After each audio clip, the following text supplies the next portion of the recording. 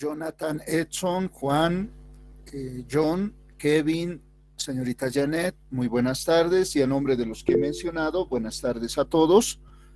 Vamos a continuar con el avance del capítulo 4. Vamos a iniciar en realidad el capítulo 4 y vamos a considerar los temas que corresponden para la evaluación del segundo parcial. Inicialmente comentarles que ya se ha publicado las notas y el solucionario del primer parcial. Como se ha enviado el mensaje en el grupo de WhatsApp, tienen hasta las 8 de la noche para enviar sus mensajes si tienen algún reclamo. Pasado este plazo, no voy a aceptar más reclamos y voy a publicar o voy a registrar las notas en el sistema. Entonces también les voy a enviar un mensaje cuando ya estén las notas en el sistema para que verifiquen sus notas. Primer aspecto. Segundo aspecto, debido a que las clases, debido a que los estudiantes que están inscritos en este paralelo, parece que son estudiantes de todas las carreras, y si iniciamos las clases presenciales, como les había sugerido, vamos a tener tal vez algunos reclamos con varios de sus compañeros que no sabían que este era grupo de Cota Cota. Entonces, para el siguiente semestre yo voy a pedir a la dirección de curso básico que especifiquen claramente que este es el grupo de Cota Cota para no tener reclamos y así ya realizar nuestras clases de forma presencial. Por lo tanto, vamos a continuar de forma virtual. No quiero tener quejas posteriores, ¿no? Segundo aspecto a mencionar, espero que el documento que uno de sus compañeros había dejado en el aula se lo haya devuelto al, al compañero correspondiente. No quisiéramos llegar al extremo de revisar cámaras y verificar quién era entre los últimos que han salido, ¿no? Nosotros confiamos en la buena fe de cada uno de ustedes, son estudiantes de una institución de educación superior. Entonces había un carnet que uno de sus compañeros ha observado y en primera instancia yo he sugerido que se lo lleve el auxiliar para que con él se contacten y se lo devuelvan, pero eh, por si alguien que estaba abandonando recién el aula había olvidado el documento, yo he indicado el nombre del carnet, no recuerdo en este momento, apellidaba Mamani, y alguien dijo yo soy, y se lo hemos entregado, ¿no? Entonces, por favor, si alguien por error ha pensado que su carnet de identidad no lo había recogido y tal vez lleva el mismo apellido, eh, a, tiene el carnet de su compañero, por favor, ruego se contacte. Ustedes en el grupo pueden ver quién es el cuál de sus compañeros no tiene en este momento su carnet de identidad. Por favor, comuníquense entre ustedes y repongan la documentación antes de que nosotros tomemos otras medidas, ¿no? No quisiéramos llegar a ese extremo. Bueno, esas serían las aclaraciones con relación al primer parcial, al desarrollo del primer parcial. Han observado cuál es el procedimiento. También les he, como material bibliográfico, se ha compartido en la plataforma de Google Classroom los exámenes pasados, de 3 semestres pasados. Por lo tanto, ustedes ya tenían una idea de cómo iba a ser el examen, ¿no? Y el formato se mantiene, ¿no? Y generalmente ya es un buen tiempo que este formato de evaluación para la materia se mantiene. Entonces, eh, ustedes ya tenían una idea de cómo va a ser el examen. Y el examen no era muy difícil, era relativamente accesible. Se ha considerado todos los conceptos que hemos estudiado en los 3 capítulos, ¿no? Es más, era una pregunta por capítulo, tal cual se ha formulado el examen en los semestres pasados. Por lo tanto, de igual manera, si me olvido, por favor, al concluir el avance de la parte teórica, voy a también enviarles el material para el segundo parcial de los exámenes pasados. Pero si me olvido, háganme recuerdo el último día de clases o el penúltimo día de clases del avance de la parte teórica me puede mandar un mensaje o acá en clases mencionar, no se olvide subir los exámenes pasados. Puede que me olvide, ¿no? Entonces, por favor, me hacen recuerdo. Esas serían las observaciones, indicaciones con relación al primer parcial, al desarrollo del primer parcial. ¿Alguien tuviera alguna consulta, tal vez?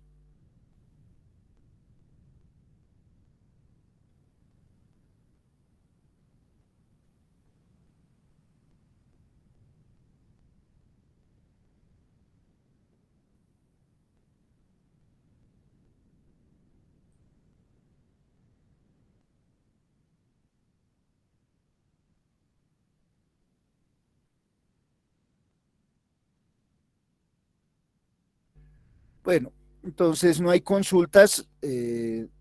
Supongo que todo está claro con relación a las indicaciones y eh, eh, todos los antecedentes de la evaluación del primer parcial.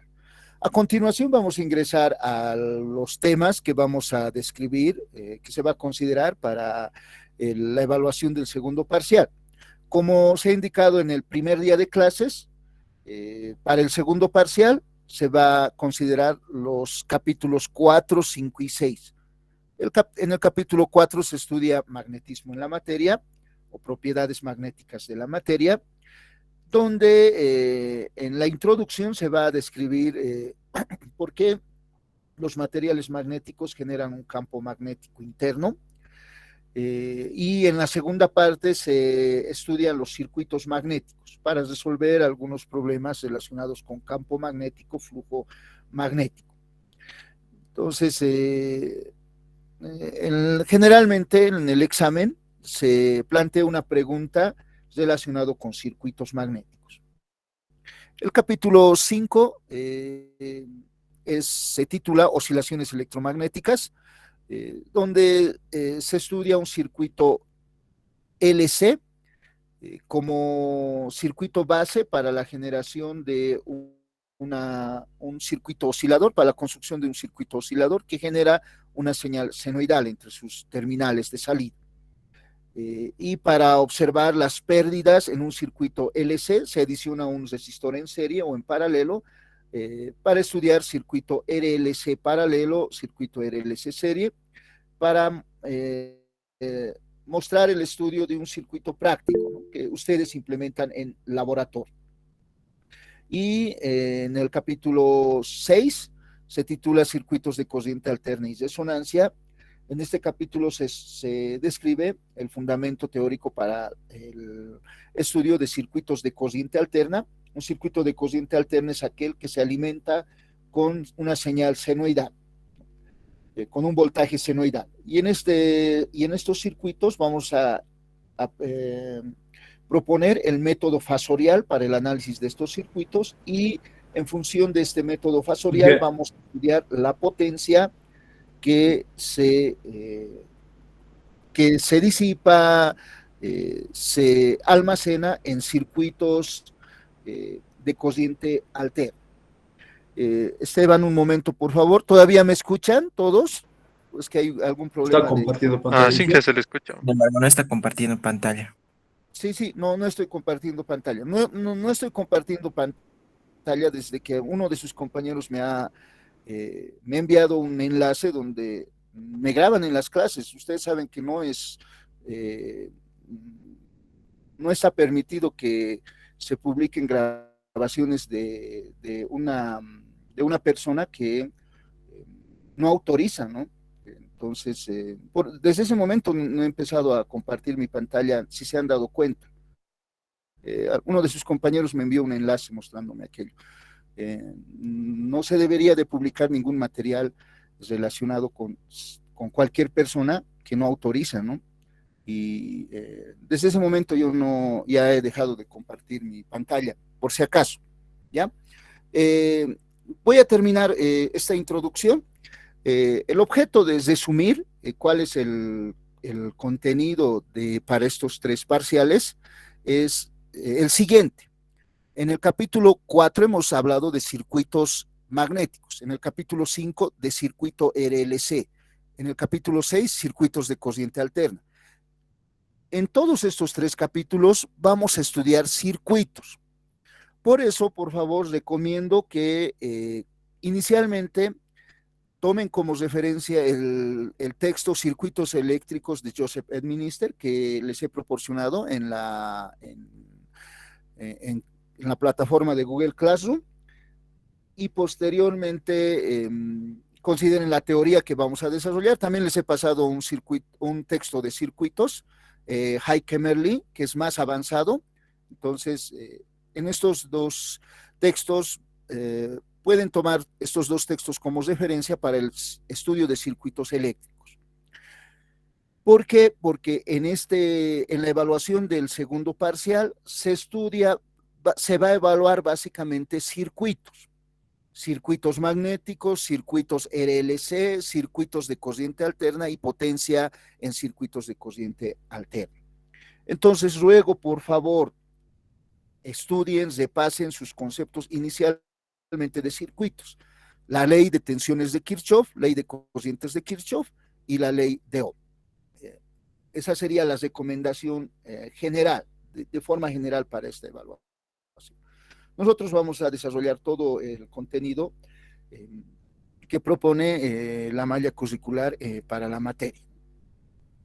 Entonces, luego, por favor, consideren esos 2 textos. Y también comentarles que solo estoy aceptando ya desde, creo, unas 3 clases antes de la evaluación del primer parcial. Pueden ingresar directamente con su cuenta institucional de la OMSA para las clases. No estoy rechazando solicitudes con cuentas personales. ¿Alguna observación, algún comentario con relación a lo que he mencionado?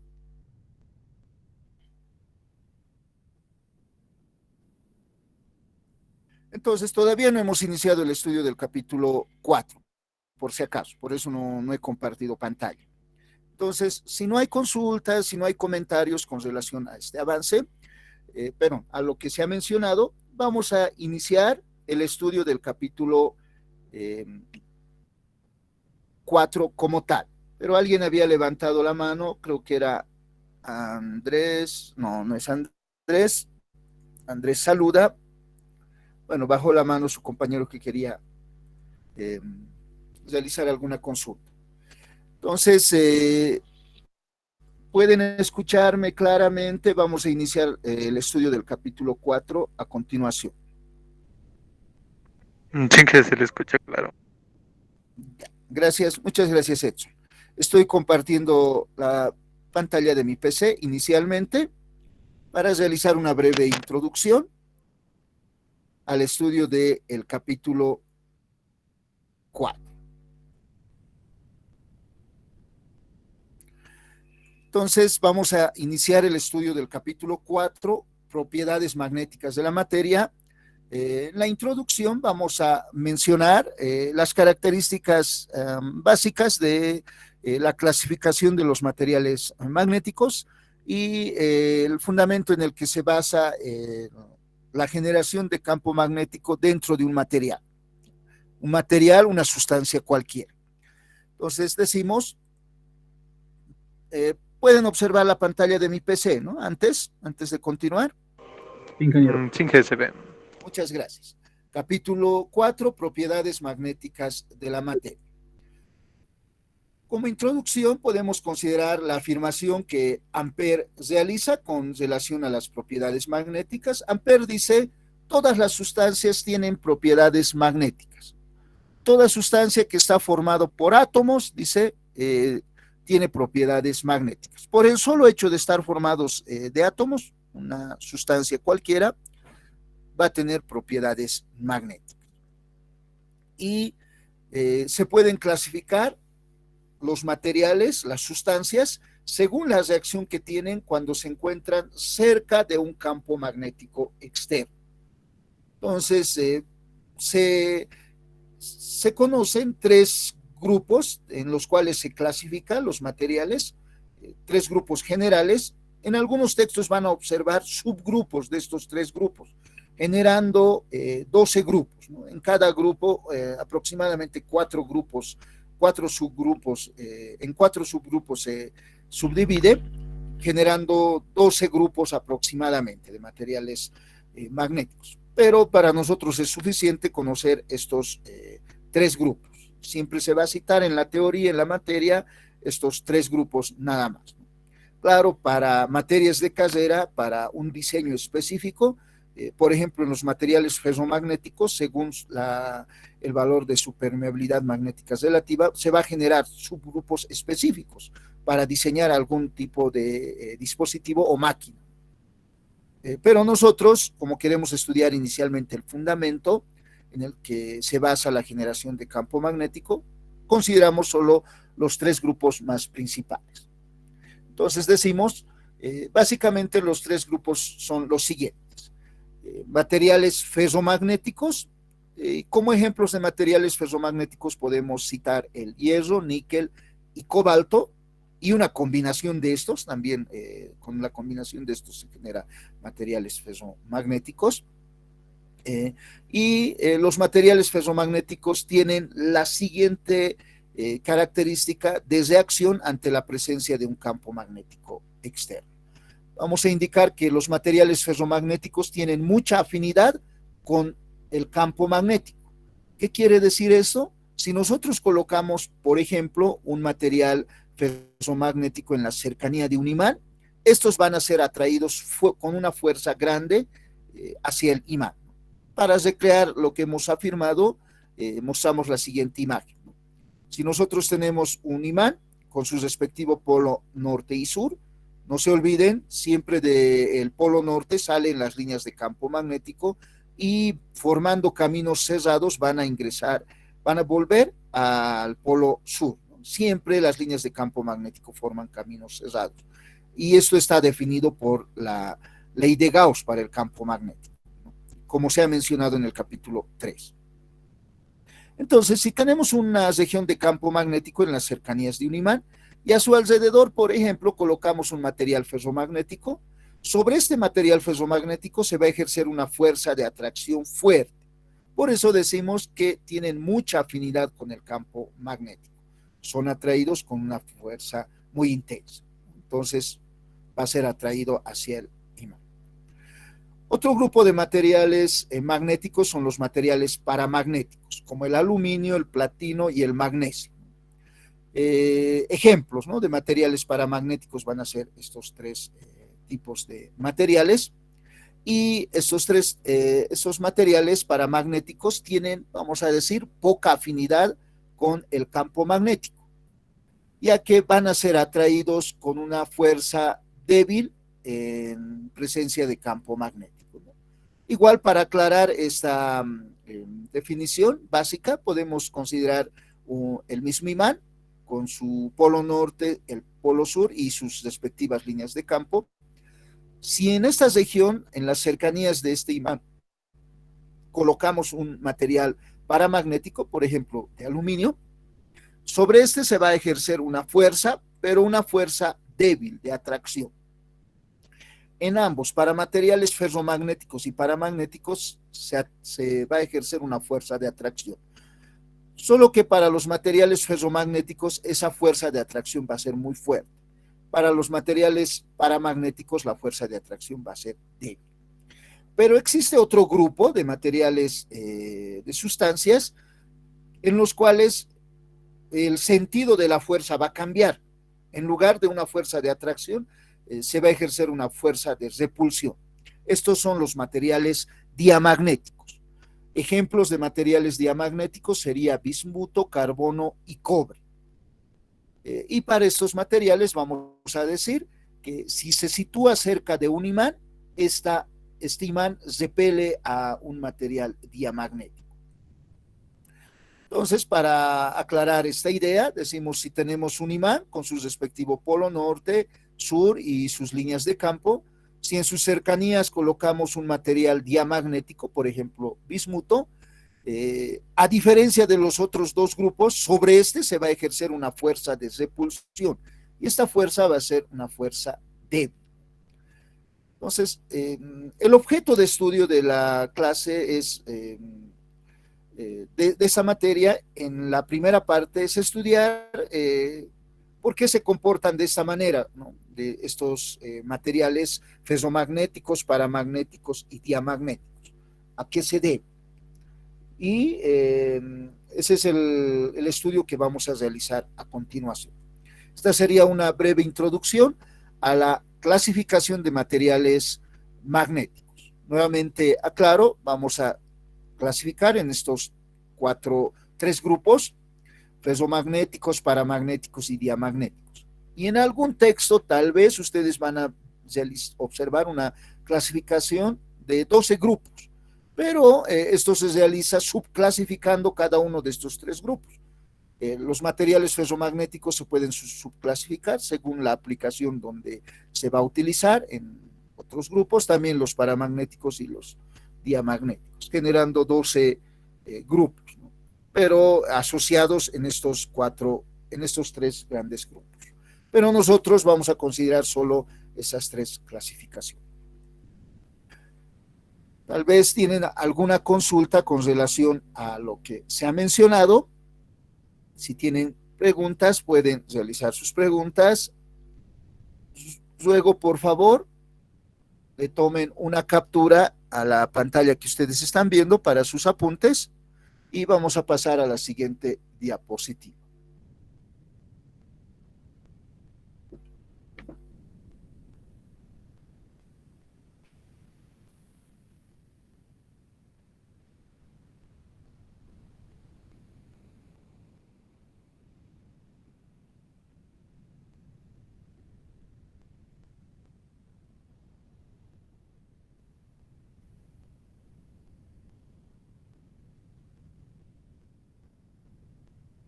¿Puedo continuar? ¿Puedo pasar a la siguiente página? A la siguiente. Sí, ingeniero. Sí, ingeniero. Muchas gracias.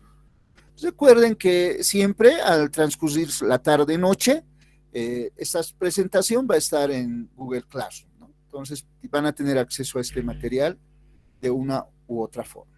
Continuemos. Magnetización de los materiales. Ahora, la pregunta es, ¿por qué se comportan, por qué tienen esas propiedades magnéticas, ¿no? ¿Por qué ustedes creen que un material ferromagnético, por ejemplo, acá, es atraído, ¿no? por este imán?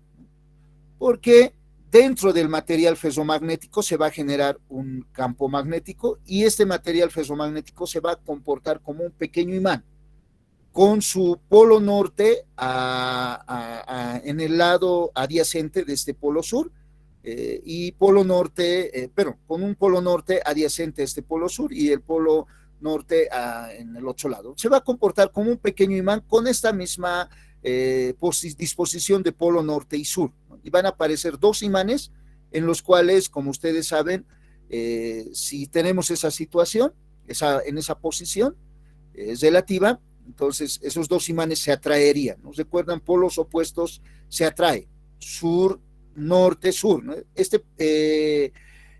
Este material ferromagnético se comportaría como un pequeño imán, con su polo norte acá y su polo sur acá. Entonces, ¿qué quiere decir? Que genera internamente un campo magnético en la presencia de un campo magnético externo. Pero entonces, ¿a qué se debe la generación de campo magnético interno? En cada uno de los casos, igual, para los materiales ferromagnéticos se va a generar un campo magnético intenso, para los materiales paramagnéticos un campo magnético pequeño, por eso la fuerza de atracción va a ser pequeño, o sea, se va a comportar como un imán muy pequeño, y para los materiales diamagnéticos se va a comportar como un imán también, pero con su polo norte y sur invertido, de tal manera que va a aparecer una fuerza de repulsión. En cada uno de los tres casos, dentro de la sustancia, el material, se genera líneas de campo magnético, comportándose como pequeños imanes. La disposición del polo norte y sur para los materiales ferromagnéticos y paramagnéticos va a ser el mismo. Para los diamagnéticos se va a intercambiar el polo norte por el polo sur, por eso la fuerza de repulsión. queremos ahora observar cómo se genera ese campo magnético interno. Entonces decimos magnetización en los materiales. Dentro de los materiales, por el solo hecho de estar formado de átomos, se va a generar líneas de campo magnético, y para estudiar esta generación de líneas de campo magnético podemos realizar una analogía de un átomo, considerando un átomo ideal con fines didácticos, ¿no? Considerando el modelo de Bohr, ¿no? Que indica que un átomo está formado por un núcleo en el cual se tiene carga positiva y a su alrededor están dando vuelta los electrones. Esta estructura vamos a hacer una analogía con el campo magnético generado por una espira de corriente, de la siguiente manera. Entonces decimos, un átomo, según el modelo de Bohr, tiene un núcleo con carga positiva y a su alrededor estos elementos de carga positiva se denominan protones. También existen neutrones que no están en la gráfica por simplicidad, ¿no? Que son neutros, no tienen carga, ¿no? Y a su alrededor están dando vuelta los elementos de carga negativa que se denominan electrones. Entonces, este sería una gráfica considerando el modelo de Bohr de un átomo, ¿no? Protones y electrones. El protón está fijo y el electrón está dando vueltas en esta órbita de líneas punteadas, ¿no?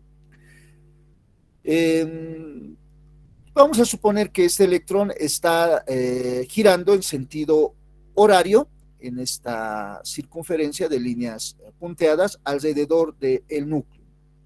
Este sería un átomo ideal donde se tiene un protón y un electrón a su alrededor.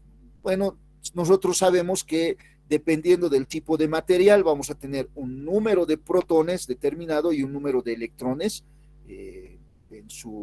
a su alrededor, ¿no? Por ejemplo, para el silicio se tiene 14 protones y 14 electrones dando vueltas a su alrededor.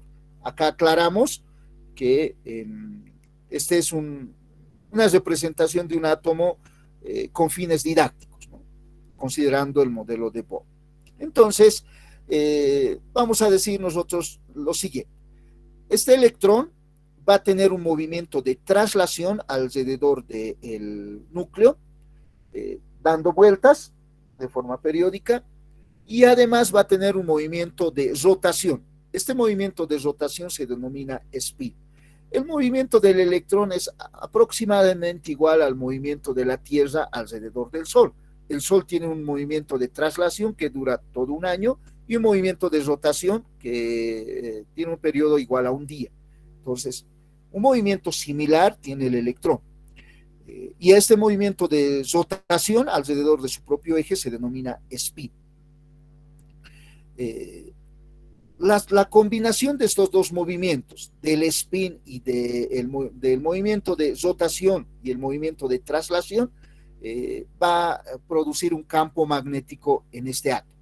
Y para poder comprender esto, vamos a hacer una analogía con una espira circular de corriente.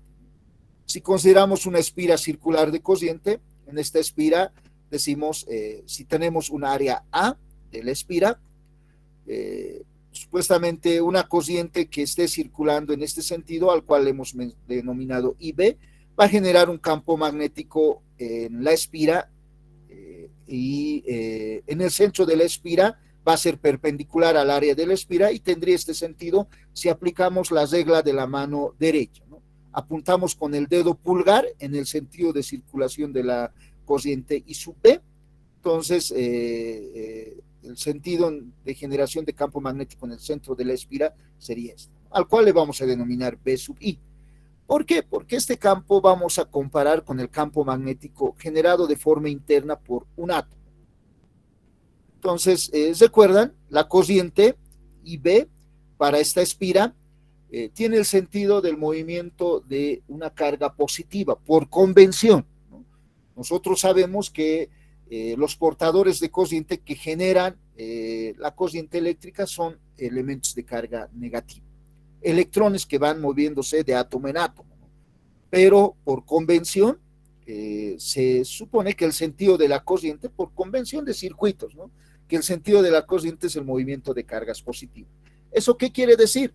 Que es el movimiento opuesto de los electrones. Suponemos que las cargas positivas aquí estarían dando vuelta en sentido antihorario, pero en realidad va a representar el movimiento en sentido horario de elementos de carga negativa, de los electrones, al igual que en la figura inicial del átomo. Este electrón que se mueve en sentido horario estaría asociado, vamos a asociar a esta corriente IB. Recuerden que corriente se define como carga por unidad de tiempo, cantidad de carga que pasa a través de un área determinada por unidad de tiempo. Entonces, este electrón, al moverse alrededor de este núcleo en sentido horario, vamos a asociar con esta corriente. Entonces, ¿qué quiere decir? Que este electrón, debido a su movimiento de rotación y traslación, también va a generar un campo magnético acá en el centro de esta trayectoria de líneas punteadas que se ha graficado en la figura que ustedes están observando. Entonces, vamos a tener un campo magnético BI asociado al movimiento de traslación y de rotación de este electrón. Entonces, así se explica la generación de campo magnético dentro de una sustancia. Como sabemos nosotros en el capítulo 2, según Biot y Savart, hemos indicado que una corriente eléctrica genera a su alrededor un campo magnético. Y como el movimiento de un electrón se puede asociar con una corriente eléctrica porque es carga en movimiento, entonces vamos a decir también entonces que acá este movimiento de este electrón debido a su movimiento de traslación y rotación va a generar un campo magnético BI. Así podemos nosotros explicar la generación de campo magnético dentro de un material cualquiera. Por el solo hecho, como afirmaba Ampère, cualquier sustancia, por el solo hecho de estar formados por átomos, tiene propiedades magnéticas. ¿Qué quiere decir? Que internamente genera campo magnético. Primera observación. Entonces, cualquier sustancia, cualquier material, por el solo hecho de estar formado por átomos, entonces va a tener propiedades magnéticas. Continuemos. Bueno, acá aclaramos un concepto que considero que es importante de todo lo que hemos mencionado. Estos movimientos de rotación y traslación del electrón generan un campo magnético B sub I, similar a los de una espira, a la de la espira que hemos comparado. Ahora, otro concepto importante es qué sucede si esta espira nosotros colocamos en una región de un campo magnético externo. Sobre esta espira se va a ejercer un torque magnético. ¿Recuerdan? Si tenemos una espira a lazo cerrado de corriente y esta se encuentra en una región de campo magnético, se va a ejercer sobre esta un torque magnético. Entonces decimos torque magnético. Recordando, el torque magnético calculábamos con esta ecuación. Momento generado por la fuerza magnética era igual al producto vectorial de M cruz campo magnético. Y acá aclaramos campo magnético externo. M es momento dipolar magnético, vectorialmente campo magnético externo. Para mostrar la aplicación de esta ecuación del torque para una espira, decimos lo siguiente. Hemos indicado primero que el movimiento de este electrón alrededor de su núcleo vamos a comparar con la generación de corriente I sub B asociada al movimiento del electrón en esta espira. Entonces, suponemos que este electrón que se mueve alrededor de su núcleo es similar el comportamiento al de una espira. Aquí tenemos el campo magnético interno de esa supuesta espira.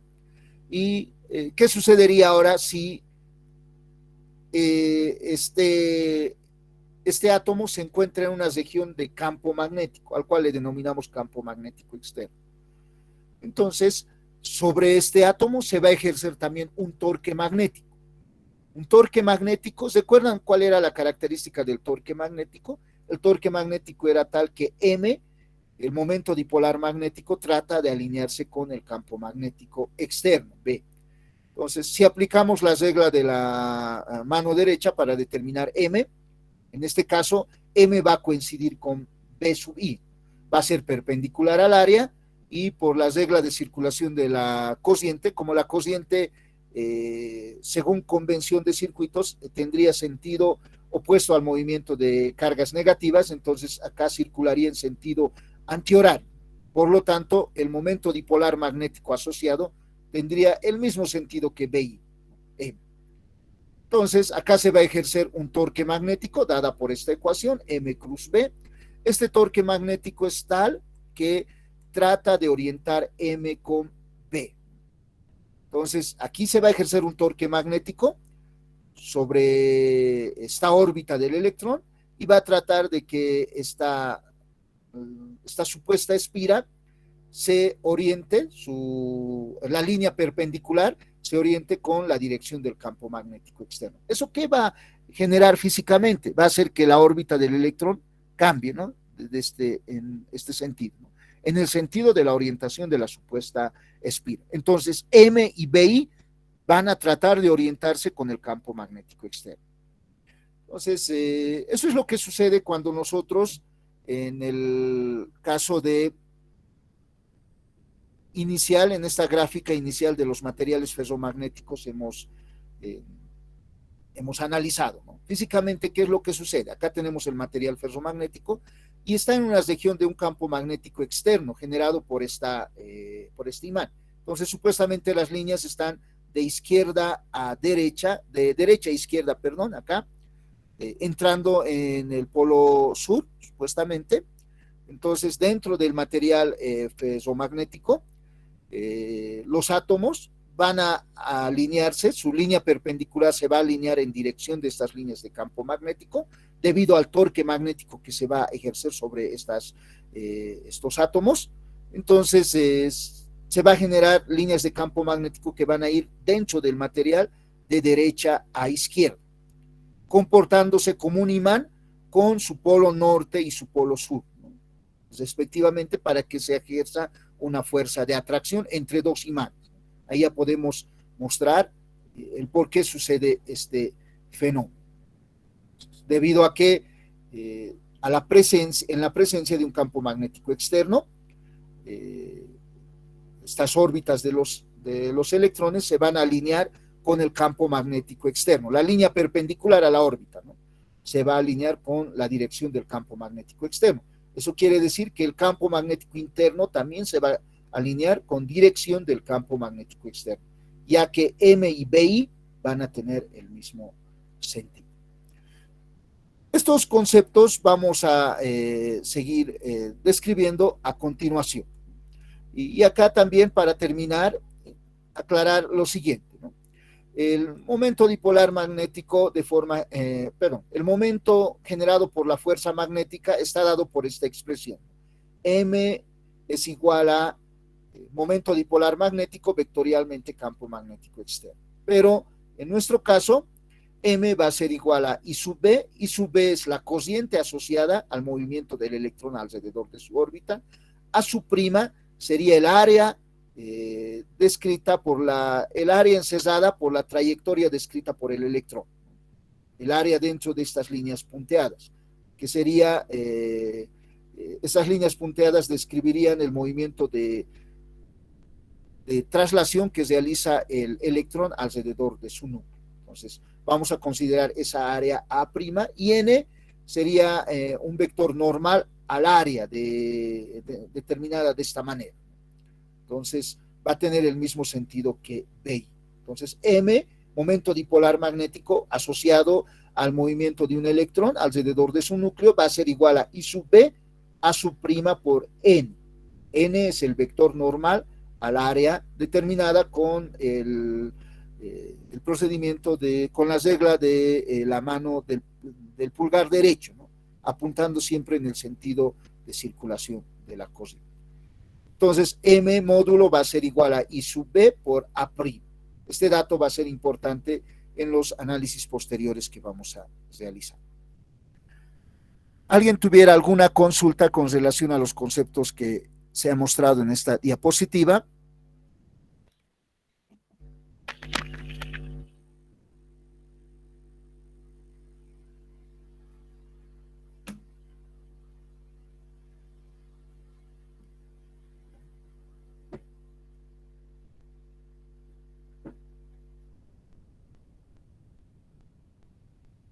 Ningún ingeniero.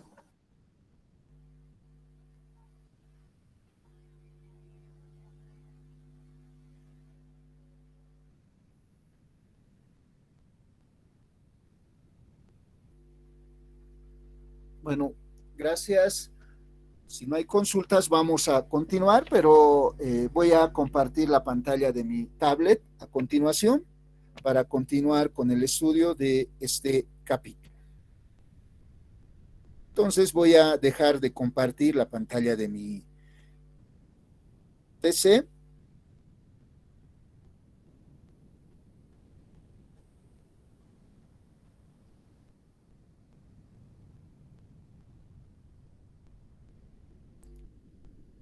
Estoy compartiendo la pantalla. Bueno, inicialmente voy a dejar de compartir la pantalla de mi PC.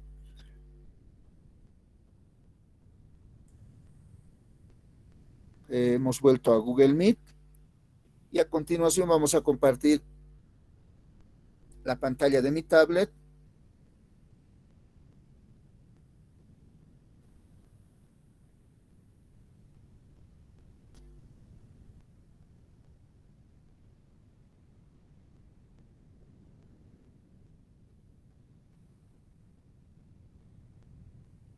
Pueden observar la pantalla de mi tablet. Sí, ingeniero, se ve. Muchas gracias, Edson.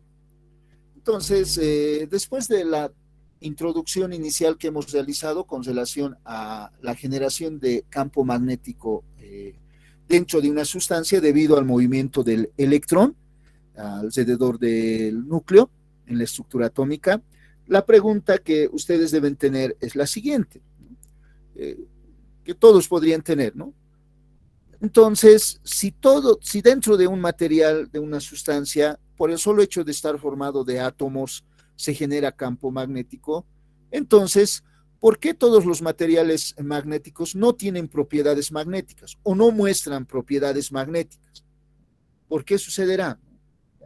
Entonces, debería de siempre un material cualquiera, por el solo hecho de estar formado por átomos, comportarse como un pequeño imán, ¿no? Con su polo norte y su polo sur. Entonces deberíamos de tener, cualquier sustancia debería comportarse como un imán. La pregunta es esa, ¿por qué todos los materiales magnéticos no tienen o no muestran propiedades magnéticas? Entonces, para aclarar este concepto, podemos indicar lo siguiente. Denme un minuto, por favor.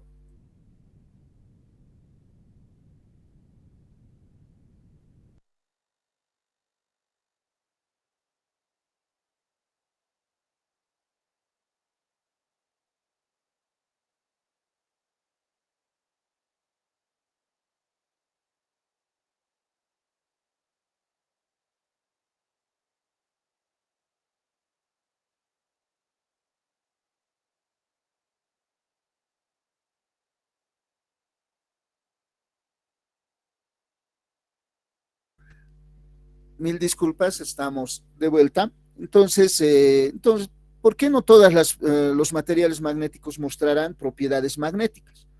Si todos los átomos se comportan como imanes, entonces cualquier material que ustedes pueden observar en este momento, en el lugar donde estén, deberían comportarse como pequeños imanes.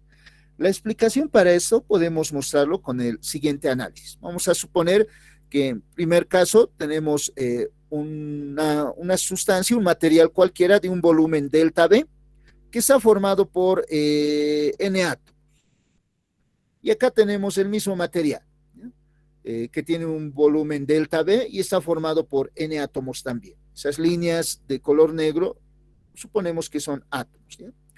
Entonces, en el primer caso, vamos a suponer que el campo magnético externo que pasa a través de este material, de esta sustancia cualquiera, es nula. O sea, este material de volumen delta B se encuentra en una región donde el campo magnético externo es nulo. O sea, no está en una región de campo magnético.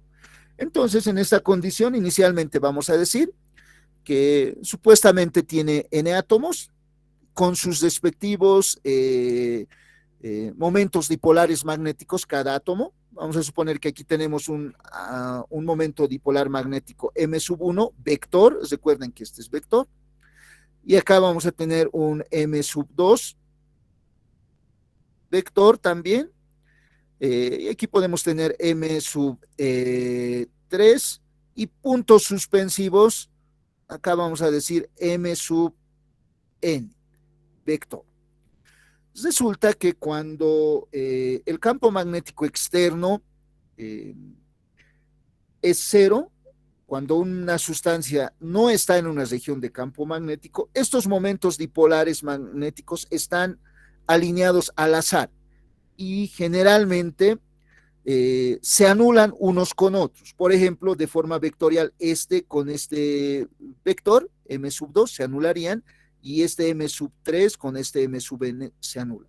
De tal manera que en este caso, la sumatoria de los momentos dipolares magnéticos M(K), sumatoria de M(K) va a ser igual a 0. ¿Eso qué quiere decir? Como el sentido de los M(K) también es el sentido de los campos magnéticos internos, acá tendríamos B(1) también, B(2), de tal manera que B(1) y B(2) vectores se anulan, y aquí tendríamos B(3) y acá B(n), ¿no? Y estos campos se anulan. Entonces, acá podemos decir, entonces, sumatoria de los B(i) va a ser igual a 0 también. Es por eso que cualquier sustancia que nosotros observemos no se van a comportar como imanes, ¿no?, con su polo norte y su polo sur, y no va a haber a su alrededor un campo magnético neto, ya que los momentos dipolares magnéticos se anulan unos con otros, dando un campo magnético interno igual a 0. Entonces acá vamos a colocar con fines didácticos, sumatoria de los B(i) va a ser igual a 0. Pero, ¿qué sucede si a través de una sustancia cualquiera, se coloca en una región de campo magnético, externo? Por ejemplo, vamos a suponer que tenemos esta región, y voy a trazarlo de un color, de una línea grande, o sea, más fuerte. Digamos que este es el sentido de las líneas de campo magnético externo. Voy a decir acá, tenemos B externo, un campo magnético externo. Como hemos indicado hace un momento, este campo magnético externo va a ejercer un torque magnético sobre los momentos dipolares magnéticos, de tal manera que va a alinearlos en el mismo sentido que el campo magnético externo. ¿Qué quiere decir? M(1) va a ir de izquierda a derecha, este sería M(1), M(2) también va a ir de izquierda a derecha, M(2), M(n) va a ir también de izquierda a derecha, M(3), puntos suspensivos, M(n) también se va a orientar en el mismo sentido. ¿Qué quiere decir esto también? Que los campos magnéticos de cada uno, generados por cada uno de estos átomos, se va a orientar en el mismo sentido. Acá tendríamos B(1), B(2), B(3) y B(n). De tal manera que la sumatoria de los momentos dipolares magnéticos M(K) vectores va a ser distinto de 0. Eso quiere decir también que el campo, que la sumatoria de los B sub I va a ser distinto de cero. ¿Eso qué quiere decir? Que el material magnético va a comportarse como un pequeño imán con su polo norte en el lado derecho y su polo sur en el lado izquierdo. Se comportaría como un pequeño imán de la siguiente manera. Entonces, digamos que este es el material. Entonces, aquí tendría su polo norte y su polo sur. Por acá va a estar saliendo B sub I y aquí estuviera ingresando. Recuerden, formando siempre caminos cesados, como un imán, ¿no? Con su polo norte así y su polo sur de esta manera. En presencia de un campo magnético externo, se va a comportar como un pequeño imán, con su polo norte y su polo sur respectivo, así más o menos, ¿no? Ese es el mismo material delta B. Así se puede justificar por qué un material cualquiera no se comporta como un imán debido a que está formado por átomos, pero sí en presencia de un campo magnético externo se va a comportar como un pequeño imán. Ahora, la intensidad de B sub I, la magnitud del módulo de B sub I, va a depender del tipo de material. En algunos casos se va a generar un campo magnético módulo muy grande y en otros un campo magnético de módulo pequeño. En los materiales ferromagnéticos este valor va a ser grande y en los materiales paramagnéticos este valor va a ser pequeño. Entonces, esa sería la justificación. Digamos esto para el material para un material ferromagnético, vamos a decir, puede ser el hierro, níquel o cobalto. Entonces, vamos a suponer que esto es hierro. Pero, ¿qué sucedería si tenemos un material diamagnético? Para un material diamagnético, si este fuera un material diamagnético, digamos, haciendo, como hemos mencionado hace un momento, este se va a comportar, va a generarse líneas de campo magnético de tal manera que este segmento se va a comportar como un polo norte y este segmento como un polo sur. Las líneas de campo magnético entonces van a tener esta orientación. Este sería el sentido de B sub I. Van a estar saliendo del polo norte siempre e ingresando en el polo sur. Esto, por ejemplo, para el bismut, para un material diamagnético. El sentido del campo magnético generado internamente va a cambiar, ¿no? de sentido. Para los materiales diamagnéticos va a tener sentido opuesto al campo magnético externo. Esas características vamos a observar a continuación.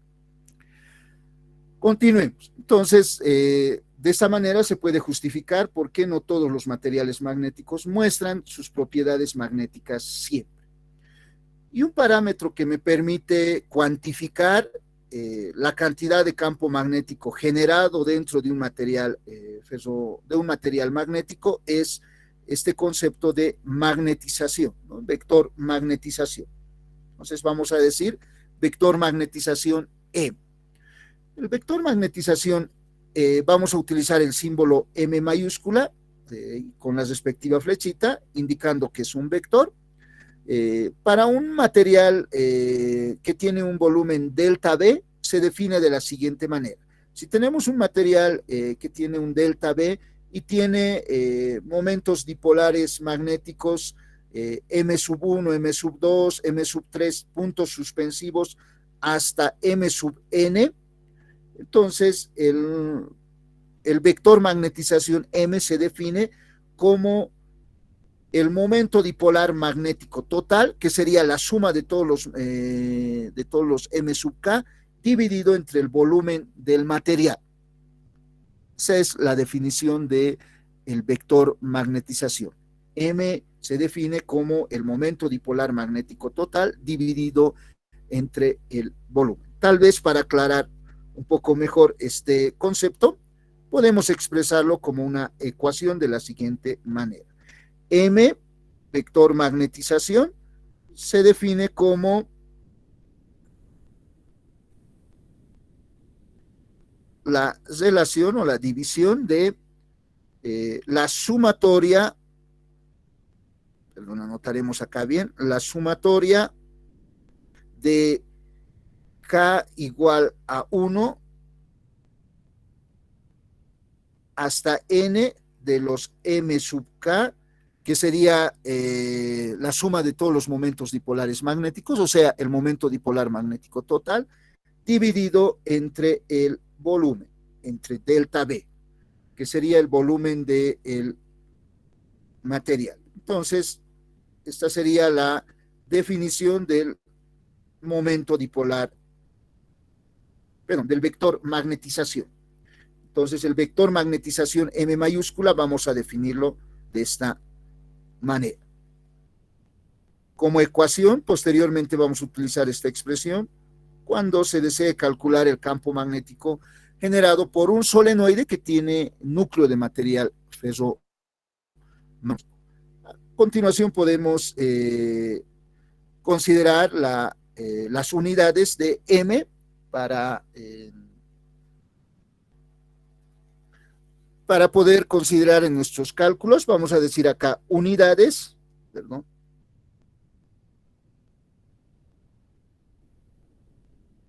Siempre en el sistema internacional. Entonces, como podemos observar de un pequeño análisis dimensional, podemos decir dimensiones de M va a tener dimensiones de momento dipolar magnético M dividido entre las dimensiones de volumen. Si recuerdan, por acá voy a anotar M, hemos indicado en la diapositiva que se ha mostrado antes de esta página, era igual a I sub B por A', ¿no? Entonces va a tener dimensiones de corriente y área. Y en el denominador vamos a tener dimensiones de volumen. Por lo tanto, M mayúscula, vector magnetización, en el sistema internacional, la corriente se mide en amperios, el área en metro cuadrado y el volumen se mide en metros cúbicos.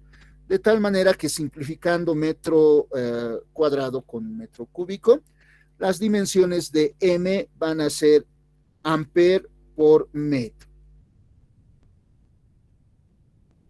M, el vector magnetización, tiene unidades de amper por metro. Por si acaso, acá voy a ponerle un asterisco para que ustedes tomen en cuenta estas unidades. ¿Por qué? Porque si revisan los exámenes pasados, con relación a la evaluación del segundo parcial, una pregunta común es, ¿cuáles son las unidades en el sistema internacional del vector magnetización? Ustedes tienen que colocar estas unidades. Amper por metro. Y para terminar, con relación a la definición de vector magnetización, vamos a decir que un material cualquiera, un material de un volumen delta B cualquiera, está magnetizado cuando dentro del material, dentro de este delta B, M es distinto de cero, ¿no? En un material cualquiera. En función de M mayúscula se define la magnetización o la no magnetización de un material.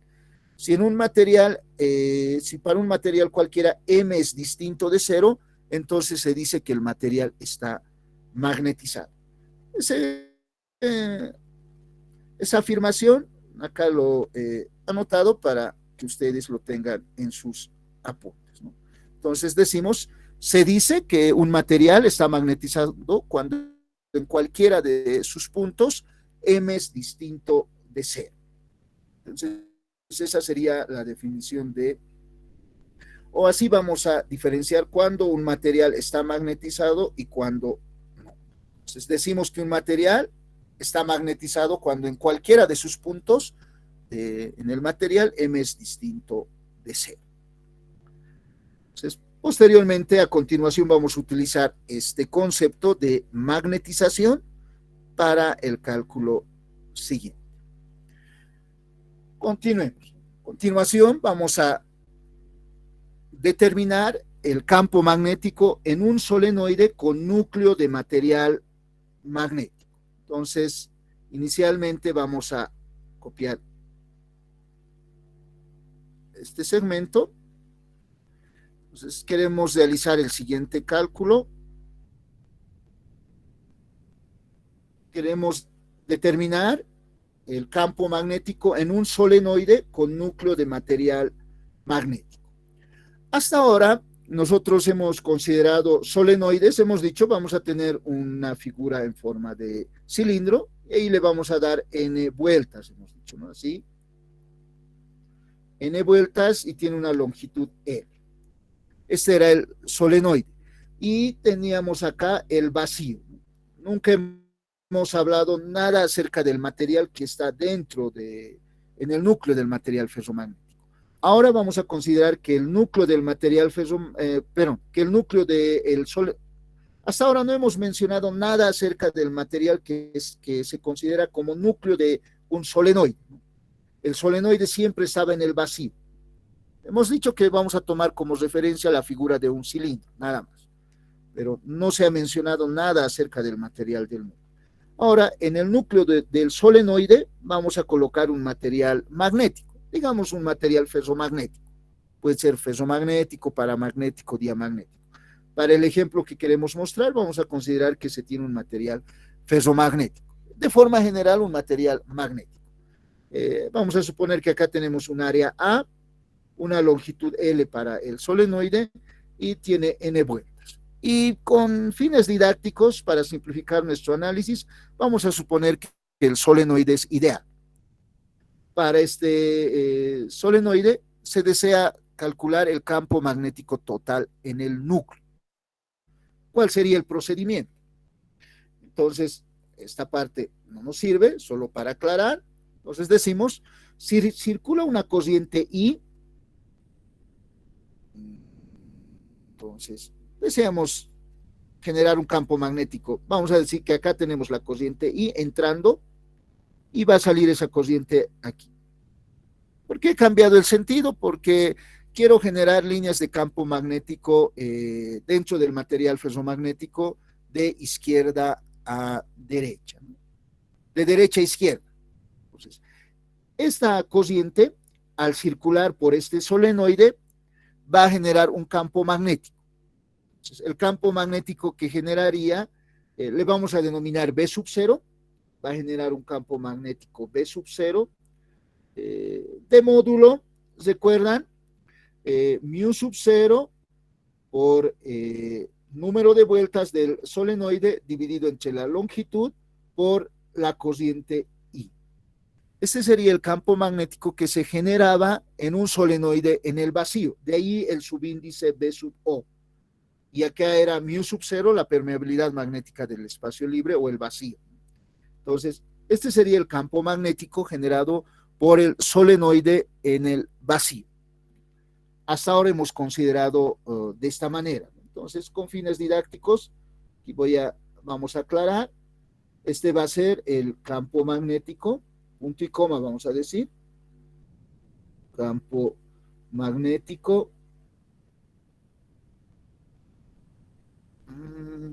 creo que no está bien de esa manera, perdón. Entonces vamos a acomodarlo de la siguiente manera.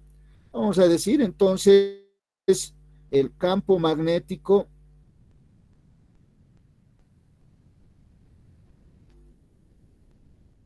generado por el solenoide en el vacío, generado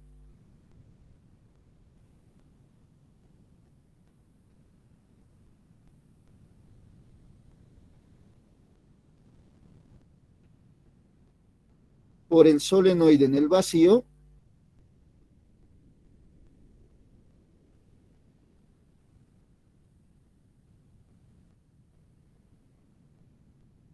estaría dado por esta expresión. Entonces va a ser igual a B sub 0, mu sub 0, N por I. Y ese campo magnético va a ir de izquierda a derecha, de derecha a izquierda, perdón. Entonces, vamos a apuntarlo acá. Vamos a aumentar un poquito el grosor con fines didácticos y tendría este sentido. Y le vamos a cambiar de color y la flecha iría utilizando nuestra regla de circulación de corriente. Este sería el campo magnético B sub 0.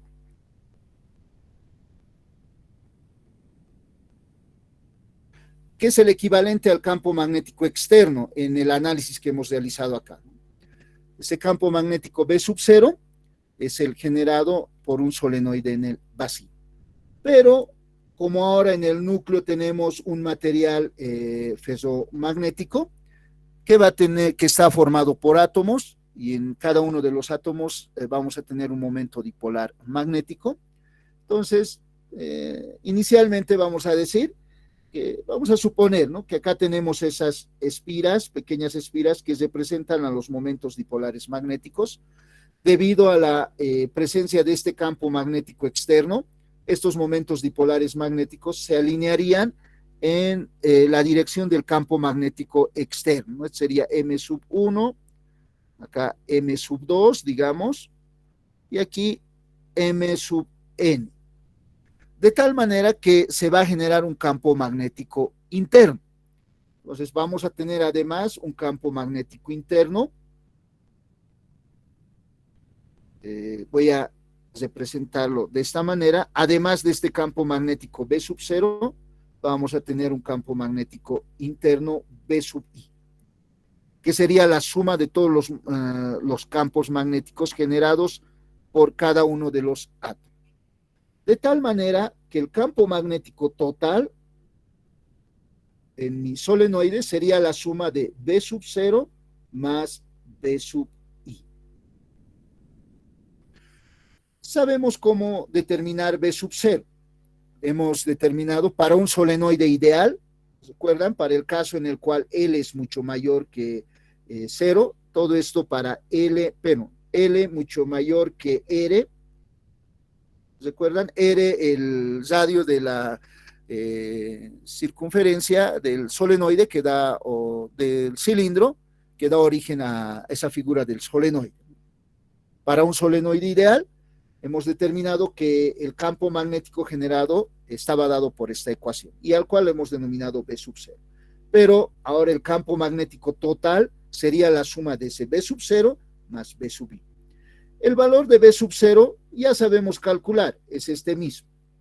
B sub 0 es mu sub 0, N número de vueltas del solenoide, L longitud del solenoide, por corriente que circula en el solenoide. Ya sabemos determinar B sub 0, pero no sabemos determinar BI. Entonces, esta es nuestra incógnita ahora, ¿no? Debemos determinar B sub I. El análisis que planteamos a continuación es para calcular B sub I y por lo tanto el campo magnético total, que sería la suma de este término más este término. Entonces, continuamos, decimos, para determinar B sub I, vamos a considerar el siguiente análisis.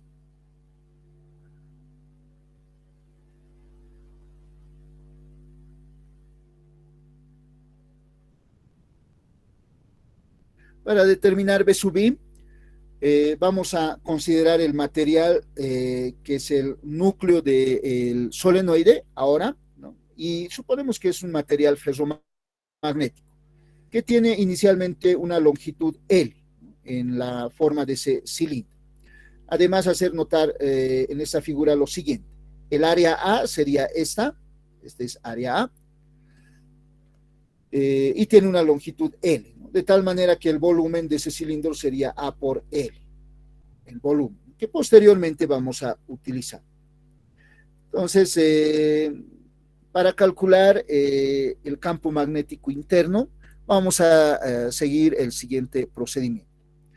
Vamos a dividir este cilindro en N discos de la siguiente manera: 1, 2, 3 puntos suspensivos n discos de forma axial.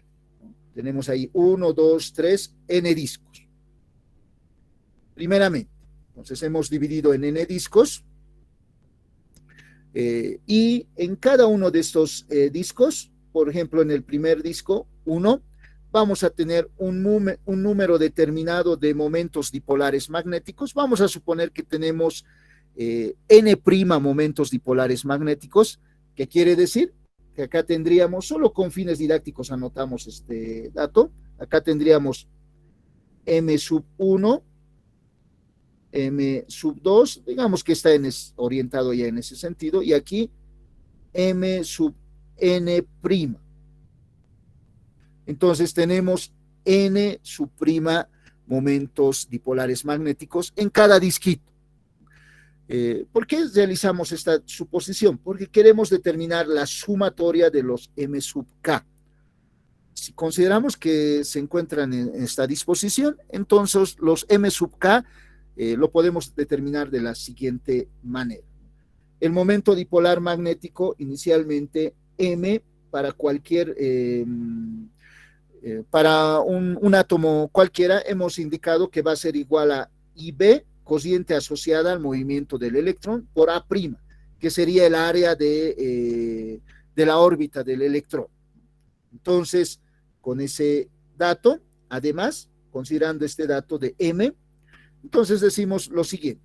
Entonces, los M sub K serían igual a M, un momento dipolar magnético, multiplicado por N sub prima, que serían los N sub prima K, 1, 2, puntos suspensivos N sub K, multiplicado por los N discos en los cuales hemos subdividido, entonces multiplicado por N. Entonces, esa sería la sumatoria de todos los momentos dipolares magnéticos para este disco, ¿no?, de área A y longitud L. Si reemplazamos en esta ecuación el valor de M y ordenando, M minúscula y ordenando, entonces vamos a decir, M minúscula es cociente asociada al movimiento de un electrón alrededor de su órbita y sub B por A' por N' por N. Acá vamos a asociar estos dos términos. A' por N' va a ser igual al área A. Para justificar esto decimos lo siguiente. Supuestamente tenemos en este segmento estos momentos dipolares magnéticos, los cuales diríamos, acá vamos a tener el A sub prima y el área A total sería esta área A. Entonces, como tenemos N sub prima, aquí diríamos 1, 2, 3 puntos suspensivos, N sub prima elementos. Si multiplicamos A sub prima por N sub prima, vamos a calcular, vamos a determinar el área A. De tal manera que los M sub K, la sumatoria de los M sub K de K igual a 1 hasta N, va a ser igual a I sub B, cociente asociada al movimiento de un electrón alrededor de su órbita, área por N. Y si reemplazamos ese dato en la ecuación para calcular M, vector magnetización, entonces diríamos, entonces M va a ser igual a,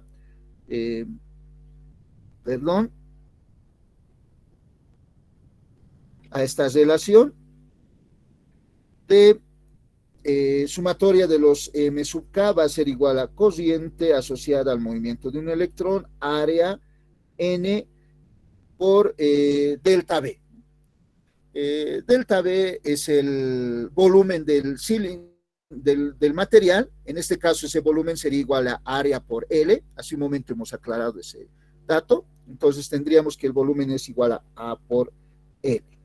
Simplificando A con A, podemos observar entonces, vamos a decir acá, entonces M para este caso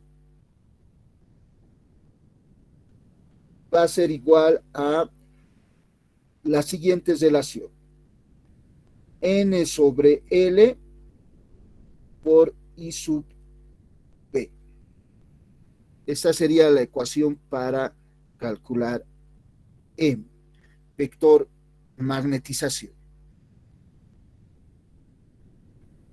Entonces, un momento, voy a aclarar esta expresión. Esta es M. Cuando mi puntero está cerca de uno de los extremos, ya no se puede manipular fácilmente. Entonces, esa sería la ecuación para determinar M. Y si observamos este término para el campo magnético generado para el solenoide en el vacío, entonces vamos a hacer la siguiente comparación. Voy a copiar además acá, como B sub 0 es igual a mu sub 0 multiplicado por esta relación N sobre L por I. Observen estos términos. Aparecen esos dos términos en estas dos expresiones. Este es el campo magnético generado por un solenoide en el vacío y este es el cálculo del vector magnetización para ese supuesto cilindro que está formado por todos esos átomos. En realidad sería N' por N, el número de átomos totales. Entonces, vamos a seguir el siguiente razonamiento. Si a esta magnitud le multiplico por mu sub 0, obtendría el campo magnético generado por N espiras en un solenoide de longitud L, en un solenoide ideal, en el cual circula una corriente I sub B en cada una de las espiras. Entonces, puedo decir que el campo magnético B sub I va a ser igual a mu sub 0 multiplicado por este valor, que sería M, donde voy a decir, entonces B sub I sería igual a mu sub 0 por N dividido entre L por I sub B. ¿Y cómo interpretaría esta expresión? Para comprender físicamente esta expresión, voy a volver a anotar, ya que el término L no se notaba. Para interpretar esta ecuación, se observa el siguiente fenómeno. Es como si en este material ferromagnético tendríamos una corriente I sub B que da vueltas n veces, 1, 2, 3, n veces, ¿no? En una longitud L. Entonces, ¿cómo se produce este fenómeno? De la siguiente manera. Si consideramos acá los N' átomos en un disco que hemos considerado, entonces en cada uno de estos átomos, recuerden, el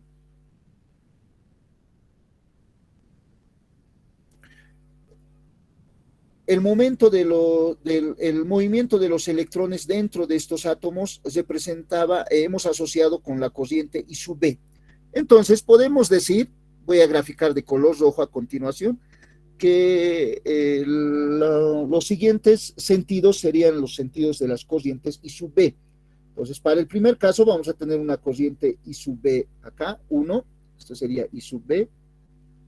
Acá también, en el mismo sentido, I sub B.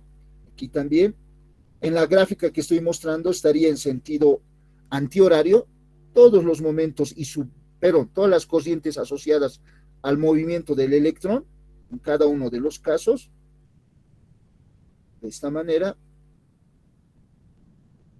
Y si describimos con detalle estos electrones, estas corrientes I sub B, estos movimientos asociados a las corrientes I sub B, vamos a observar que en el interior estas corrientes se van a anular, porque van a tener sentido contrario. Por ejemplo, si consideramos estos dos, 1 y 2, entonces, si observamos en el interior, acá la corriente va a estar saliendo y aquí va a estar entrando, en esta parte. Se van a anular las corrientes internas, pero las corrientes en la superficie van a continuar. ¿Qué quiere decir? Que acá tendríamos una corriente superficial I sub B, las corrientes internas se anulan.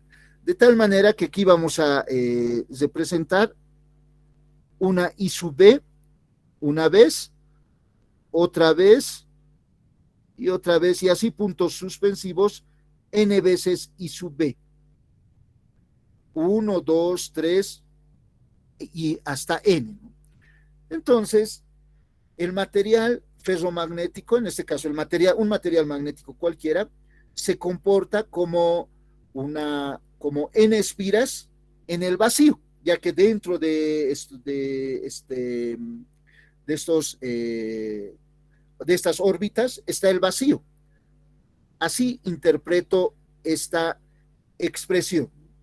Sería el campo magnético interno generado B sub I cuando el movimiento del electrón alrededor de su órbita se asocia con esta corriente I sub B y vamos a tener n corrientes superficiales en esa longitud L.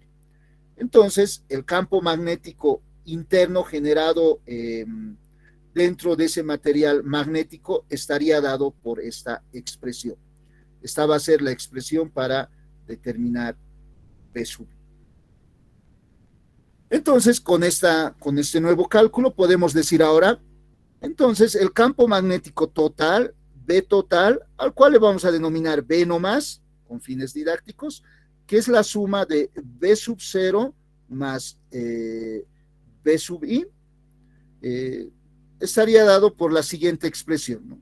B total va a ser igual a B sub 0, que sería igual a mu sub 0 n sobre L por cociente que circula en las espiras, más mu sub 0 por m, donde m es el vector magnetización, que representa la sumatoria de los momentos dipolares magnéticos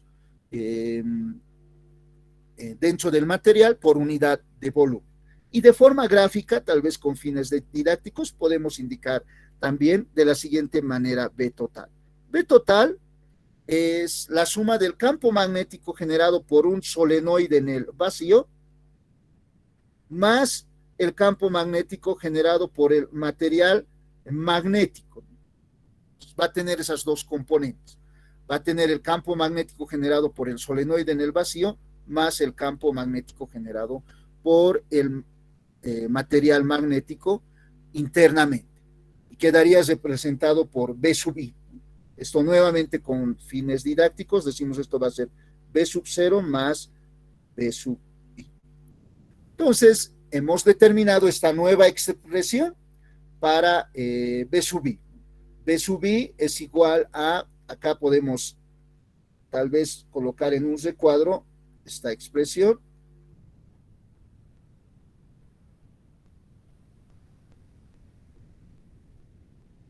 Mil disculpas.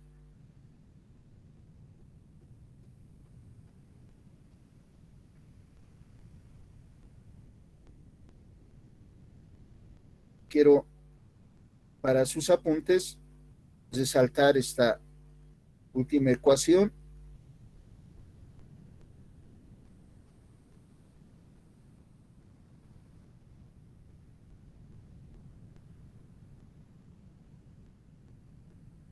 Entonces, esas serían las ecuaciones que hemos determinado hasta el momento. Entonces, ahí tenemos el cálculo del campo magnético en un solenoide con núcleo de material magnético, donde ahora el campo magnético total, y también le vamos a denominar B nomás, va a ser igual a B sub 0 más B sub I. ¿Alguna consulta con relación a la descripción que se ha realizado hasta el momento? Por favor, luego tomen sus apuntes y si tienen alguna consulta pueden realizar sus consultas en este momento.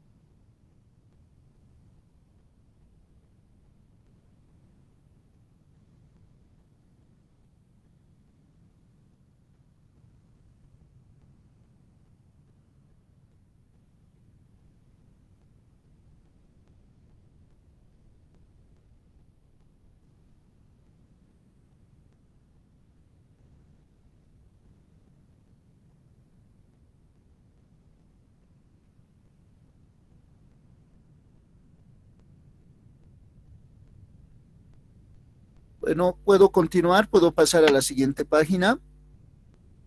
Sí, ingeniero. Muchas gracias. El Sí, resultante, la ecuación, gracias John, gracias Álvaro, Edson. La ecuación que está las ecuaciones que están en recuadro son las más importantes, esas ecuaciones vamos a considerar a continuación. Entonces, continuemos. Vector intensidad de campo magnético. Antes de continuar con nuestros cálculos, vamos a volver a las ecuaciones que hemos mencionado hace un momento. Vamos a definir una nueva magnitud, que es el vector intensidad de campo magnético H. Entonces, hasta ahora nosotros hemos hecho referencia al vector campo magnético B mayúscula. Y hemos utilizado este vector en la ley de Biot-Savart, en la ley de Ampère y en las ecuaciones del cálculo de fuerza magnética. Este vector, como hemos mencionado en su momento, por razones históricas se denomina vector de densidad de flujo magnético o vector de inducción magnética. Yo he estado haciendo referencia con estos nombres, ¿no? La densidad de flujo magnético o el vector inducción magnética, ¿no? Al vector B mayúsculo. Pero en ningún momento le hemos denominado intensidad de campo magnético. El vector intensidad de campo magnético se escribe con la letra H y se define inicialmente para el vacío de la siguiente manera. El vector H se define como la relación del vector densidad de flujo magnético dividido entre la permeabilidad magnética del vacío. Para el vacío inicialmente definimos H como esta relación. La relación de la densidad de flujo magnético, B sub 0, dividido entre mu sub 0, siendo mu sub 0 la permeabilidad magnética del espacio libre o del vacío, que es igual a 4pi por 10 a la menos 7 henrios por metro, ¿no? El valor que hemos estado citando en los capítulos 2 y 3. Mu sub 0, 4pi por 10 a la menos 7 henrios por metro, si se acuerdan. Entonces ese dato ya no mencionamos. Entonces definimos H inicialmente para el vacío de esta manera. No se preocupen, posteriormente vamos a definir para cualquier medio H, ¿no? en esta página. Entonces, de esta ecuación podríamos despejar B sub 0 en función de H. Entonces podemos decir, por acá voy a anotar, entonces B sub 0 va a ser igual a mu sub 0 por H. De esta manera puedo escribirlo. B sub 0 vector va a ser igual a mu sub 0 por H. Hace un momento hemos determinado la ecuación para el campo magnético total. Seguimos considerando la gráfica. El campo magnético total, al cual hemos llamado B nomás también, campo magnético B, o aclarando, campo magnético B total para un solenoide con núcleo de material magnético, estaba dado por la suma de B sub 0 más el campo magnético generado internamente. Y si se acuerdan, B sub 0 ahora, considerando esta definición, puedo escribirlo de la siguiente manera. Entonces, B sub 0 va a ser igual a mu sub 0 por H más B sub I era igual a mu sub 0 por M. Entonces, puedo escribir de esta manera también B. B va a ser igual a la suma de estos dos términos, donde este término representaría a B sub 0 y este término a B sub I. Entonces, el campo magnético total puedo expresarlo en función del vector magnetización y del vector intensidad de campo magnético con la nueva definición que hemos introducido. Como se ha definido una nueva magnitud que es H, podemos hacer referencia con relación a sus unidades. La unidad de H, por simple observación acá y por la propiedad de homogeneidad, podemos decir lo siguiente. Como acá tenemos el término mu sub 0 y mu sub 0, M y H deben tener las mismas unidades. Entonces vamos a decir, por la propiedad de homogeneidad, las unidades de M y H deben ser las mismas. Entonces vamos a decir, dimensión de H, vector intensidad de campo magnético, va a tener las mismas dimensiones del vector intensidad de campo, perdón, del vector magnetización. Por lo tanto, va a tener unidades de amperes por metro, como hemos mencionado hace un momento. Entonces, las dimensiones de H del vector intensidad de campo magnético en el sistema internacional es amper por metro. Tiene esas unidades, perdón, amper por metro. Y con esta nueva ecuación, acá voy a encerrar en un recuadro esta última ecuación, B total, nuevamente, solo con fines didácticos, aclarando, B, que es el campo magnético total también, entonces es igual a mu sub 0 por H más mu sub 0 por M. Voy a encerrar en un recuadro porque vamos a hacer referencia a esta ecuación para considerar una clasificación de los materiales magnéticos según el sentido de M y de H. Se puede realizar la clasificación de los materiales magnéticos en los tres grupos que hemos mencionado de la siguiente manera. Entonces vamos a decir clasificación, perdón acá,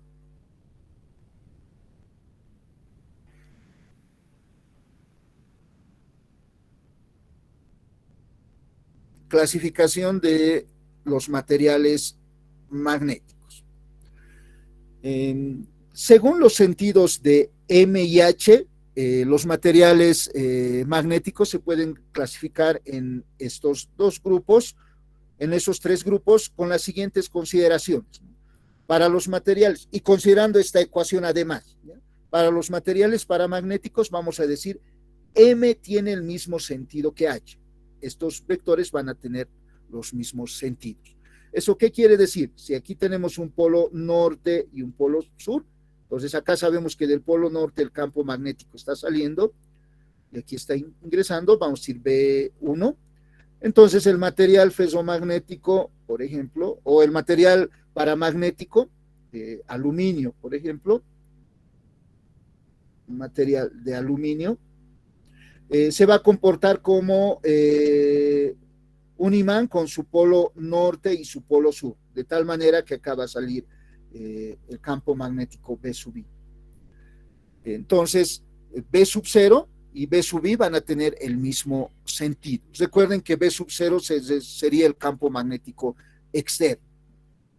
Entonces, para los materiales paramagnéticos, M y H van a tener el mismo sentido, por eso se ejerce una fuerza de atracción. Aquí vamos a tener fuerza de atracción. Y para los materiales ferromagnéticos, de igual manera, M y H van a tener el mismo sentido. Solo que el campo magnético generado dentro de los materiales ferromagnéticos va a ser muy grande. Por lo tanto, la fuerza de atracción va a ser mayor. Para los materiales diamagnéticos, M y H van a tener sentidos opuestos. ¿Por qué? Porque se ejerce una fuerza de repulsión. Entonces, para que se ejerza una fuerza de repulsión, M y H deben tener sentidos opuestos en los materiales diamagnéticos. Entonces, esa sería también una clasificación según el sentido de los vectores M y H para los materiales paramagnéticos, ferromagnéticos y diamagnéticos. Entonces, lo que hemos aclarado acá, vamos a, aquí con fines didácticos, anotar.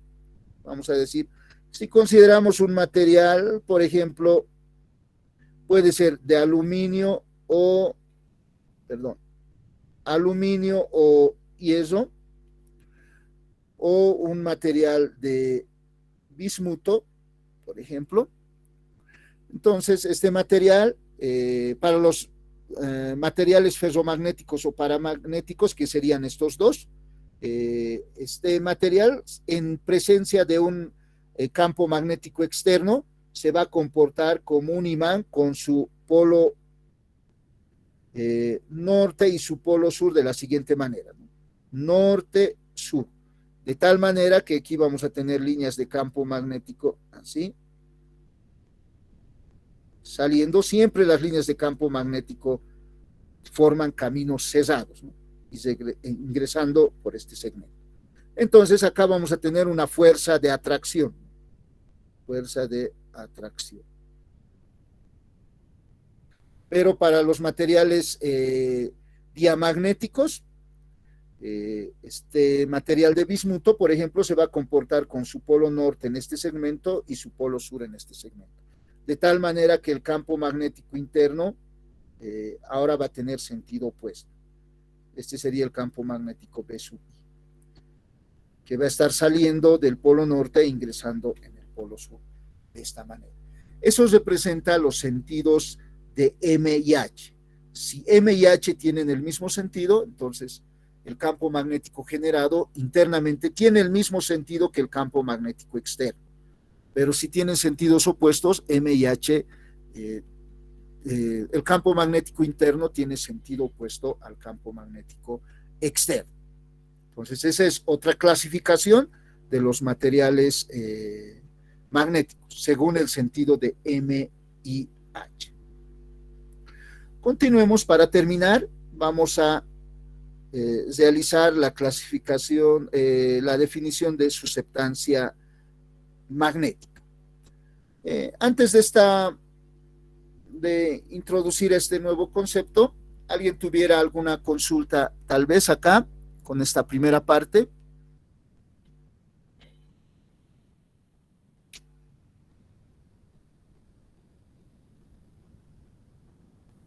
Entonces se ha realizado la definición del vector intensidad de campo magnético y en función del vector intensidad de campo magnético se ha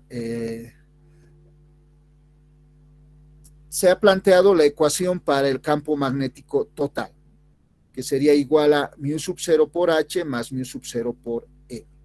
Vamos a continuar utilizando esta ecuación para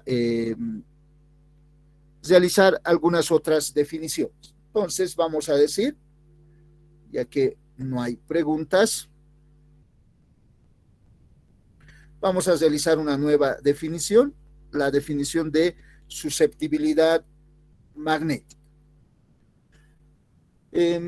Vamos a decir acá, vamos a definir susceptibilidad magnética y vamos a utilizar esta letra X sub M para notar, para escribir susceptibilidad magnética.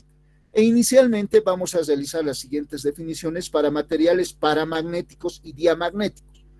Posteriormente vamos a aclarar las consideraciones que se deben tener para los materiales ferromagnéticos. Inicialmente decimos, el vector magnetización para los materiales paramagnéticos y diamagnéticos es proporcional al vector intensidad de campo magnético. Se va a observar esta proporcionalidad.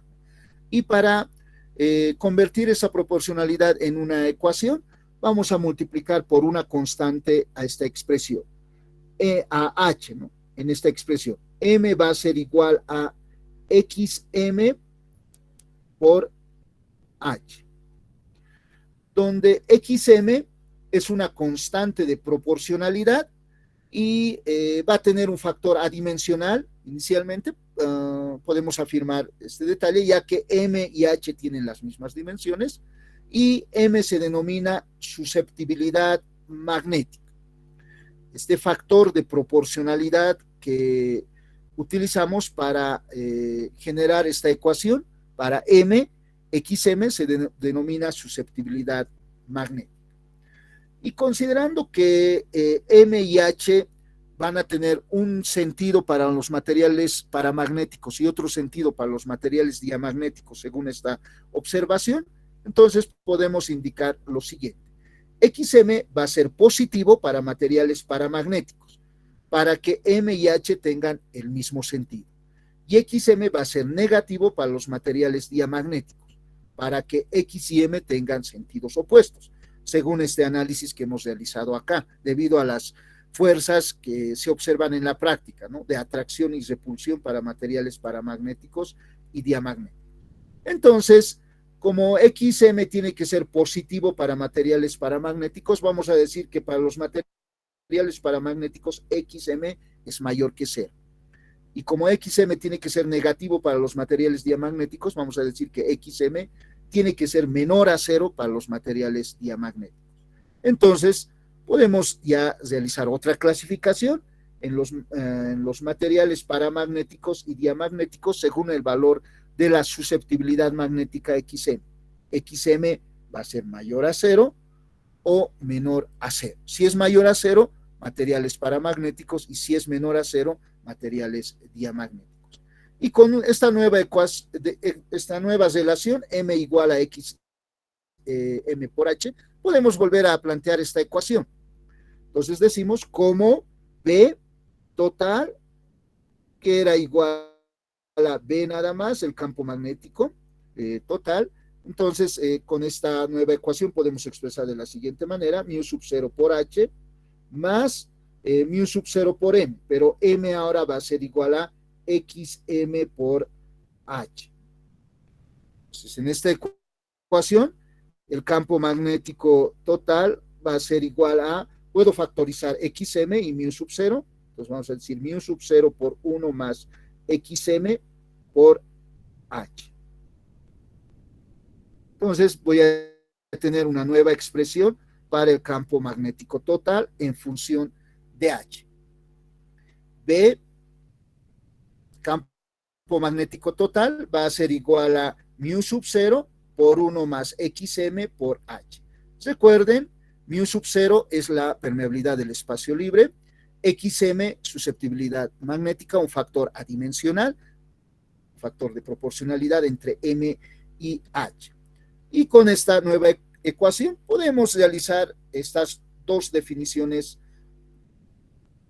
además, ¿no? La definición de permeabilidad magnética y permeabilidad magnética relativa.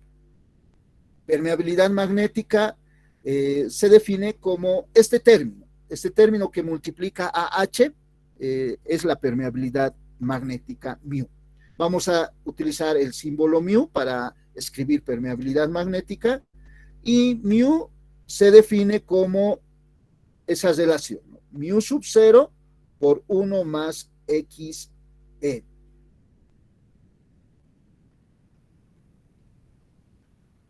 Esa es la definición de permeabilidad magnética. Va a ser el producto de 1 más XM por mu sub 0. Y en función de esta permeabilidad magnética, entonces, considerando esta ecuación, podemos expresar la ecuación para B. Campo magnético total, entonces va a ser igual a mu por H. Entonces, vamos a decir, H se va a definir como la relación de B dividido entre mu, donde mu sería la permeabilidad magnética del medio en el cual estamos calculando el campo magnético B y H. Entonces, si observamos, inicialmente hemos realizado esta definición para el vacío, aquí, y aquí ya tenemos la definición, la ecuación general, ¿no? Para H. H se va a definir como la relación entre la densidad de flujo magnético B mayúscula dividido entre la permeabilidad magnética dentro del material en el cual se está calculando el campo magnético, o dentro de una región en el cual se está determinando el campo magnético. Por lo tanto, vamos a decir que esta ya es una relación general para B y H. Entonces vamos a decir, esta ecuación muestra una relación general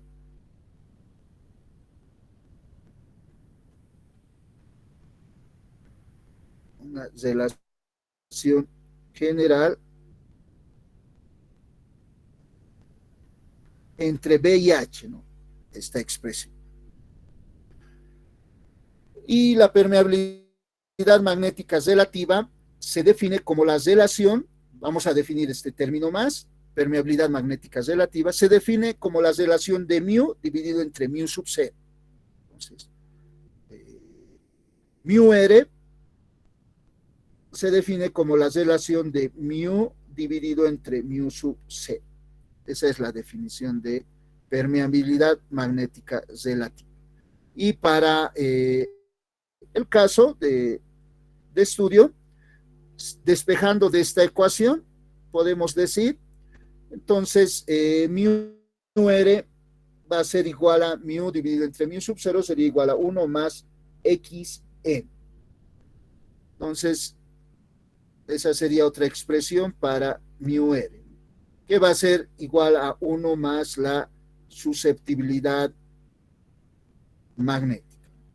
Entonces, de acá despejamos la ecuación para mu r. Y para terminar, vamos a decir que según el valor de mu r, también podemos clasificar los materiales paramagnéticos y diamagnéticos. Hemos mencionado acá arriba, ¿no?, que los materiales paramagnéticos xm es mayor a 0 y para los diamagnéticos xm es menor a 0. Si xm es mayor a 0 en esta ecuación, entonces mu r va a ser mayor a 1, ya que va a ser 1 más un término mayor a 0, entonces mayor a 1. Y para los materiales diamagnéticos, mu r va a ser menor a 1, ya que va a resultar de la suma de 1 más un número negativo.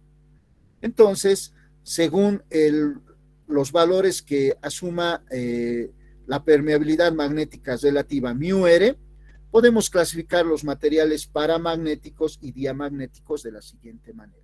Los materiales paramagnéticos van a tener una permeabilidad magnética relativa mayor a 1 y los diamagnéticos una permeabilidad magnética relativa menor a la unidad. Vamos a concluir acá el avance de la clase de hoy. Por favor, luego tómenle una captura a la pantalla que están observando. Y las preguntas de esta última página, luego voy a responderlos el día de mañana. Como ustedes saben, el que les habla tiene que dirigirse a los predios de JJ para continuar con las clases presenciales de otra materia. Entonces, por favor, luego le tomen una captura. 2 minutos más voy a dejar esta pantalla para ustedes, para que puedan tomar una captura. Tomen sus apuntes y el día de mañana vamos a aceptar preguntas con relación a esta página. Nos vemos el día de mañana. Hasta luego. Hasta luego, ingeniero. Se cuida. Hasta luego, ingeniero. Seos. Hasta luego, ingeniero. Gracias. Hasta luego, Franz. Hasta luego, Esteban.